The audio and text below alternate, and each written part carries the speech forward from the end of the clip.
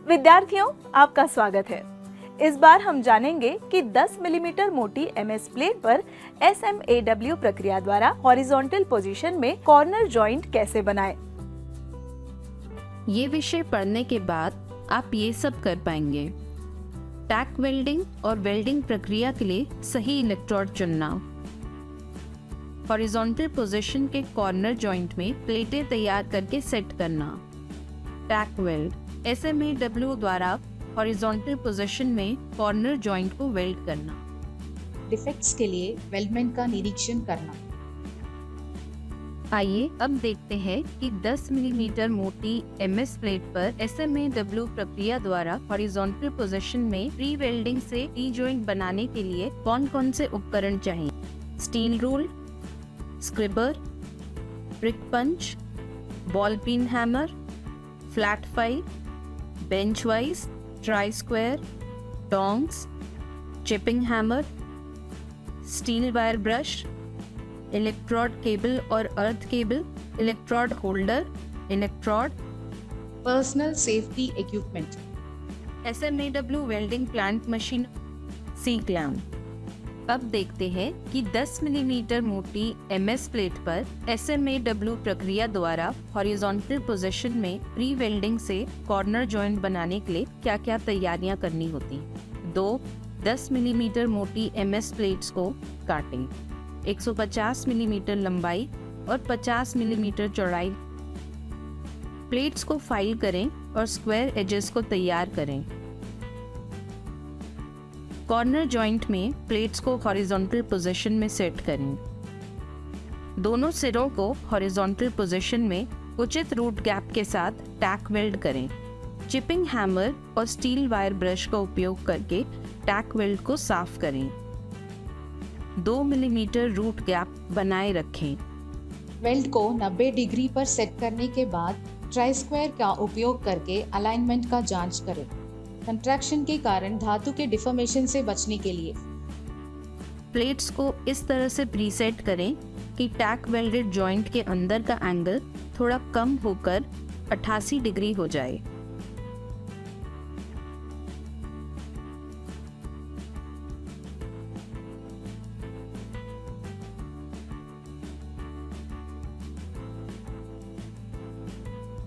प्रत्येक रन के लिए इलेक्ट्रोड तैयार रखें। रूट रन के लिए 3.15 मिलीमीटर इलेक्ट्रोड 120 एम्पियर करंट का उपयोग करें। दूसरे और तीसरे रन के लिए 4 मिलीमीटर इलेक्ट्रोड और 160 एम्पियर करंट का उपयोग करें।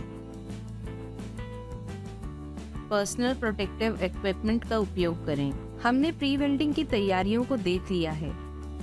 आइए अब देखते हैं कि SMAW प्रक्रिया द्वारा 10 मिलीमीटर मोटी एमएस प्लेट पर हॉरिजॉन्टल पोजीशन में कॉर्नर जॉइंट बनाने के लिए क्या क्या करना जरूरी है। सेकंड रन में 3.15 millimetre electrode 110 ampere welding current deposit करें।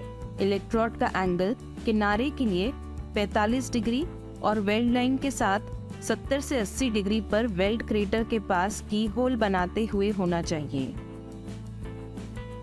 यूनिफॉर्म फ्यूजन और उचित रूट पेनिट्रेशन प्राप्त करने के लिए शॉर्ट आर्क बनाए रखें। रूट बीट को डीस्लैक करें और अच्छी तरह से साफ करें। सेकेंड रन में 4 मिलीमीटर इलेक्ट्रोड और 160 एम्पियर वेल्डिंग करंट प्रोसेस करें। हल्के से वीविंग मोशन के जरिए इलेक्ट्रोड का एंगल ऊपर की प्लेट के लिए घटाकर 55 डिग्री से 65 डिग्री तक करें।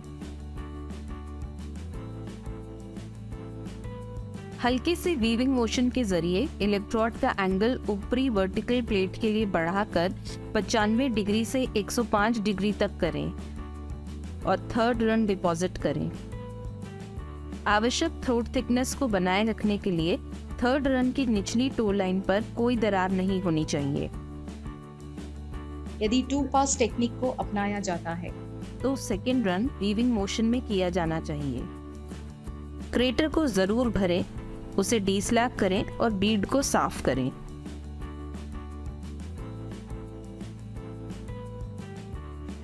आइए अब देखते हैं कि SMAW प्रक्रिया द्वारा 10 मिलीमीटर मोटी एमएस प्लेट पर हॉरिजॉन्टल पोजीशन में कॉर्नर जॉइंट बनाने के लिए क्या क्या करना जरूरी है।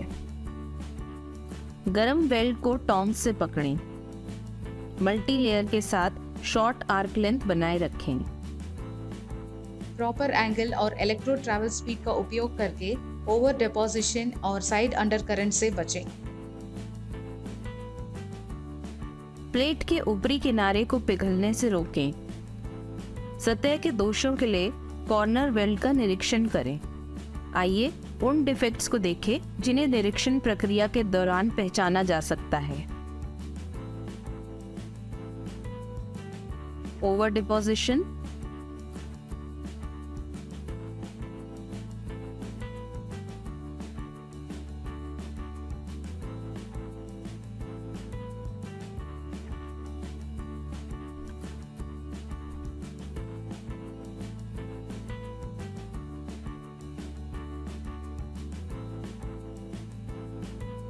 Undercut,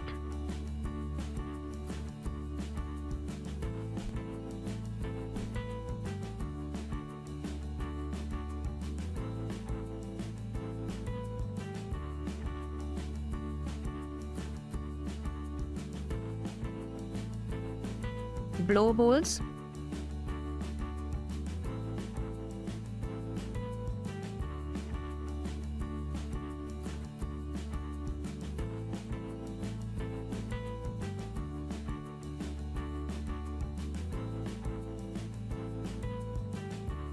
porosity,